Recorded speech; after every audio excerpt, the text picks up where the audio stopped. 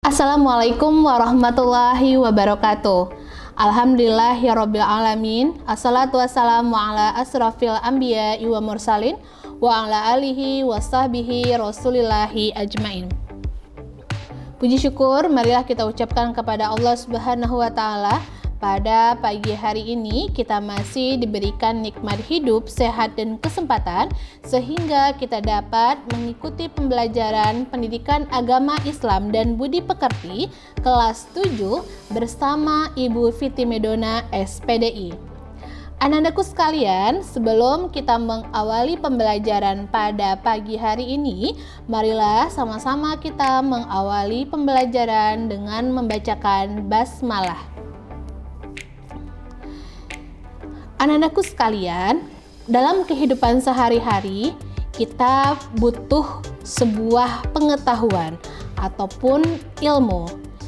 Dikarenakan ilmu pengetahuan adalah sesuatu hal yang sangat penting dalam kehidupan sehari-hari. Dengan ilmu pengetahuan kita menjadi tahu sesuatu. Dengan ilmu pengetahuan kita bisa mengenal apa itu benda ini, benda itu. Bahkan dengan ilmu pengetahuan banyak hal yang kita dapatkan. Ilmu pengetahuan adalah hasil akhir dari sebuah pembelajaran. Bahkan kekuatan Allah Subhanahu wa taala, Allah menciptakan langit dan bumi itu berdasarkan karena adanya kekuasaan Allah. Kekuasaan Allah akan bisa kita ketahui dari ilmu pengetahuan. Karena dengan kita belajar, kita akan tahu bahwa besarnya kekuasaan dan kehebatan dari Allah Subhanahu wa taala. Anak-anakku sekalian, dalam pembelajaran bab ke-6 ini kita akan membahas ilmu pengetahuan dari surat Al-Mujadalah ayat 11 dan surat Ar-Rahman ayat 33. Oke, di surat Ar-Rahman yaitu surat ke-55 ayat 33. Itu menjelaskan tentang ilmu pengetahuan dan berikutnya akan dijelaskan juga lebih detail di Al-Mujadalah surat ke-58 ayat 11. Anak-anakku sekalian, siapakah yang memiliki ilmu? Ilmu itu dimiliki oleh Allah Subhanahu wa taala. Allah disebut dengan Al-Alim, artinya Maha Mengetahui. Allah yang mempunyai ilmu. Ilmu Allah itu sangat luas dan tanpa batas. Ada yang diberikan secara tertulis atau kitabullah, ada yang diberikan secara kauniyah atau ayat-ayat kauniyah yang tidak tertulis namun dia terlihat, yaitu alam semesta. Oleh karena itu, selain kita belajar dari alam semesta, kita juga harus mempelajari tentang ilmu Allah dari Al-Quran. Adapun tujuan dari pembelajaran pendidikan agama Islam dengan ilmu pengetahuan semua akan menjadi mudah. Tujuannya adalah kita bisa membaca surat Ar-Rahman ayat 33 dan Al-Mujadalah ayat 11. Kemudian kita juga bisa memaknai arti dan makna yang terkandung di dalamnya. Kemudian kita dapat mencari tentang hukum tajwid yang terdapat dari 2 surat dan 2 ayat tersebut, sehingga kita bisa menyimpulkan mana yang ada hukum alif lam samsiah dan mana yang ada hukum alif lam qamariyah. Setelah kita memahami ilmu tajwidnya, kita juga dapat memperagakan, mendemonstrasikan, mengaplikasikan ayat ini dalam kehidupan sehari-hari dan memberikan contoh serta menerapkan contoh perilaku menuntut ilmu dalam kehidupan sehari-hari terkait dari 2 ayat dan 2 surat tersebut. Anandaku sekalian, kita akan melihat surat yang pertama yang berhubungan dengan surat Ar-Rahman ayat 33.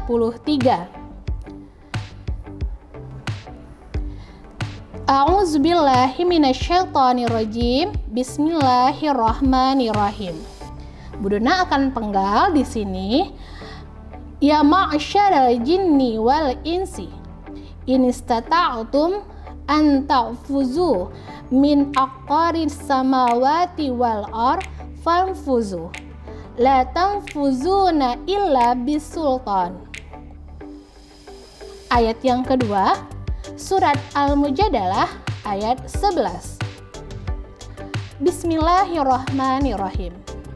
Ya ayyuhalladzina amanu idza qila lakum tafassahu fil majalis fafsahu yafsahillahu lakum wa idza qila ansuzu fansuzu yarfa'illahu alladzina amanu minkum walladzina utul ilma darajat wallahu bima ta'maluna khabir. Shadaqallahul azim. Artinya, dalam surat Ar-Rahman ayat 33, wahai golongan jin dan manusia, jika kamu sanggup menembus dan melintasi penjuru langit dan bumi, maka tembuslah. Kamu tidak akan mampu menembusnya kecuali dengan kekuatan Allah. Lalu dilanjutkan dalam surat Al-Mujadalah ayat 11, wahai orang-orang yang beriman, apabila dikatakan kepadamu, berilah kelapangan di dalam majlis-majlis, maka lapangkanlah. Niscaya Allah akan memberikan kelapangan untukmu. Dan apabila dikatakan kepadamu, berdirilah kamu, maka berdirilah. Niscaya Allah akan mengangkat derajatmu, yaitu orang-orang yang beriman di antara kamu dan orang-orang yang diberi ilmu beberapa derajat. Dan Allah Maha teliti apa yang kamu kerjakan. Di sini kita akan menjelaskan mufradat ataupun kosakata yang terdapat dalam dua surat ini. Yang pertama adalah surat Ar-Rahman ayat 33. Yang pertama adalah ya ma'syarah, wahai golongan. Al-jinni wal ins, jin dan manusia. In istata'tum, jika kalian sanggup, an ta'fudhu, untuk menembus, min aqtari, dari sebagian penjuru, as-samawati wal ar, langit dan bumi, fanfuzu, maka tembuslah. La tanfuzuna, kalian tidak akan menembusnya, illa bisultan, kecuali dengan kekuasaan Allah. Lalu, ada lagi kosakata yang harus kamu pahami dari surat Al-Mujadalah ayat 11. Ya ayyuhalladzina amanu, hai orang-orang yang beriman. Idza qila lakum, apabila dikatakan kepada kalian, tafassahu, berlapang-lapanglah kalian. Fil majalis, di dalam majlis, fafsahu, maka berlapang-lapanglah. Ansyuzu, berdirilah kalian. Fanshuzu, maka berdirilah. Yarfa'illah, Allah akan mengangkat. Minkum, di antara kalian. Utul ilmah, orang yang berilmu. Darajat, beberapa derajat. Bima ta'maluna, dengan apa yang kamu kerjakan. Khabir, Allah Subhanahu wa ta'ala Maha teliti. Anandaku sekalian, dalam materi ini selain kita memahami tentang ayat, arti, kemudian mufradat atau kosakatanya, kita juga akan menerapkan ilmu tajwid, yaitu khususnya alif lam samsiah dan alif lam qamariyah dalam surat Ar-Rahman dan Al-Mujadalah ini. Anandaku sekalian, alif lam samsiah, pernah tahu bukan arti dari alif lam samsiah? Yaitu suatu lafaz mengandung bacaan alif lam tertulis, tapi dia diikuti dengan 14 huruf hijaiyah berikut ini, namun dia tidak terbaca ketika kita membacanya. Artinya dia tertulis, ada huruf alif lamnya tapi tidak terbaca. Ada huruf ta, sa, da, za, ro, za, sa, shin, sin, do, to, zo, lam, dan nun. Contoh, at-taubah. At-taubah alif lamnya tertulis, tetapi karena dia masuk ke dalam alif lam samsiah, maka huruf alif lamnya tidak terbaca. Ada lagi, yang kedua adalah alif lam qamariyah. Alif lam qamariyah sebaliknya dari alif lam samsiah. Dia tertulis dan dia terbaca. Contohnya ada huruf ba, Al-Baqarah. Huruf alif lamnya tertulis dan kita juga membacanya. Inilah diagram atau bagan yang bisa kamu lihat arti dan pengertian dari hukum alif lam samsiah dan qamariyah. Alif lam qamariyah artinya dibaca jelas. Huruf-hurufnya sudah Bu Dona bacakan tadi, dan contohnya Rabbil alamin atau fil ardi. Yang kedua ada alif lam samsiah, dibaca lebur. Huruf-hurufnya sudah bisa kamu lihat di bagan ini. Kemudian contohnya adalah Yaumuddin dan Ilahinnas. Perbedaan alif lam samsiah dan alif lam qamariyah. Alif lam samsiah, pada alif lam samsiah terdapat tanda tasydid. Huruf alif lam pada alif lam samsiah tidak dibaca, melainkan lebur ke dalam huruf di depannya. Di depan huruf alif lam terdapat huruf samsiah. Huruf samsiah adalah huruf-huruf berikut ini. Ada 14 huruf. Selanjutnya untuk huruf qamariyah, alif lam qamariyah. Tandanya adalah alif lam qamariyah terdapat tanda sukun atau mati. Bacaan atau huruf alif lam pada al-qamariyah dibaca alif lam jelas. Di depan huruf alif lam terdapat huruf alif lam qamariyah. Huruf-hurufnya sebagai berikut. Silahkan Ananda bedakan mana huruf yang alif lam samsiah, mana huruf-huruf yang termasuk ke dalam alif lam qamariyah. Anandaku sekalian, seperti yang Bu Dona bahas tadi, bahwasanya ilmu pengetahuan itu ada dua. Ilmu pengetahuan tertulis yaitu kitabullah yang diperkuat dengan hadis, dan yang kedua adalah ilmu kauniyah atau ilmu yang terdapat di alam atau yang diciptakan oleh Allah. An Anas bin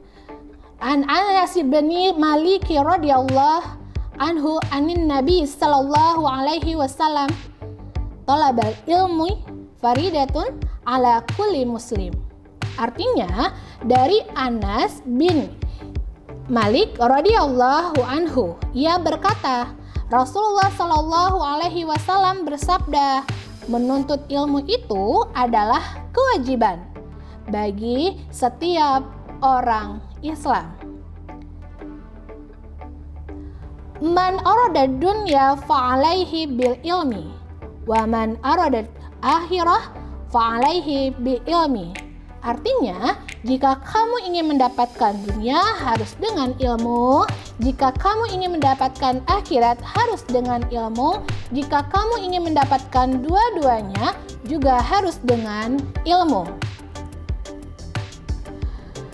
Lalu, apa yang dapat kita pahami dari surat Ar-Rahman ayat 33 dan Al-Mujadalah ayat 11? Silahkan Ananda baca dan dapat Ananda sesuaikan dengan materi yang telah Bu Dona posting di Google Classroom.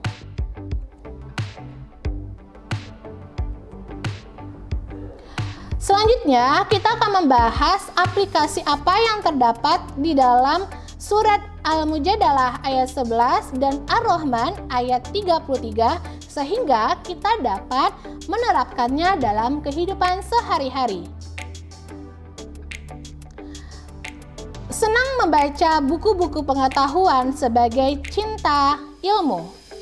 Selalu mencari tahu tentang alam semesta, baik di langit maupun di bumi. Meyakini bahwa alam semesta ini diciptakan oleh Allah untuk manusia. Oleh karena itu, manusia harus merasa haus akan ilmu agar terus mencari ilmu pengetahuan. Rendah hati atas kesuksesan yang diraih dan tidak merasa lekas puas dengan apa yang telah didapatkan. Lalu, apa ilmu yang terdapat dalam surat Al-Mujadalah ayat 11? Yang pertama, memiliki rasa ingin tahu yang tinggi dan berusaha untuk mendapatkan pengetahuan. Yang kedua, bersikap sopan saat belajar, menghargai orang yang memberikan ilmu. Yang ketiga, senang mendatangi guru dan mempelajari ilmu-ilmu baru. Tidak puas dengan apa yang telah didapat. Selalu menyeimbangkan ilmu pengetahuan yang dimiliki antara ilmu dunia dan ilmu akhirat sebagai keyakinan kita terhadap Allah Subhanahu wa Ta'ala. Anandaku sekalian, pernah tidak Ananda mendengarkan alam tak kambang jadi guru? Artinya, alam tak kambang jadi guru, alam diciptakan oleh Allah Subhanahu wa Ta'ala sebagai sumber ilmu pengetahuan dan dapat dijadikan guru. Apa yang ada di alam bisa dijadikan guru dan bisa dijadikan pelajaran. Contohnya, kita bisa belajar dari alam, dari pohon kelapa. Semua organ yang ada pada pohon kelapa bermanfaat. Apa yang dapat kita pelajari? Kita dapat mengambil pelajaran dari pohon kelapa bahwasanya kita dapat bermanfaat untuk orang lain. Setidaknya tidak bisa memberikan manfaat lebih, tidak merugikan orang lain. Ilmu yang kedua yang bisa kita ambil dari alam adalah ilmu lebah. Contohnya, ilmu lebah itu apabila dia meninggalkan satu tempat, dia akan memberikan kesan yang manis. Harap kita sebagai umat Islam ketika kita meninggalkan sesuatu, janganlah pernah meninggalkan nama yang tidak baik, tetapi kita meninggalkan kesan yang manis. Seolah-olah ketika kita pergi, orang akan menangis dengan kepergian kita. Yang kedua, apa yang bisa diambil dari ilmu lebah? Yang pertama, yang kedua adalah apabila dia meninggalkan satu tempat, tempat yang dia tempati tidak akan pernah dia rusak. Artinya, dia selalu menjaga amanah dari tempat yang dia hinggapi. Dan yang ketiga, apabila satu lebah diganggu, maka lebah yang lain akan mengganggu atau akan menyerbu. Artinya, kekompakan yang sangat luar biasa. Dan yang terakhir dari ilmu lebah adalah satu diganggu, dia tidak mau diganggu dan dia juga tidak mau mengganggu. Asalkan jangan pernah diganggu, maka lebah tidak akan pernah mengganggu. Jelas sudah bahwasannya dari alam, dari pohon kelapa dan lebah ada pelajaran yang bisa kita ambil. Silahkan Ananda temukan 5 contoh pelajaran dari alam yang bisa diaplikasikan dalam kehidupan sehari-hari. Terima kasih atas segala perhatian. Mohon maaf atas segala kekurangan. Nun wal qalami wa ma yasturun. Wassalamualaikum warahmatullahi wabarakatuh.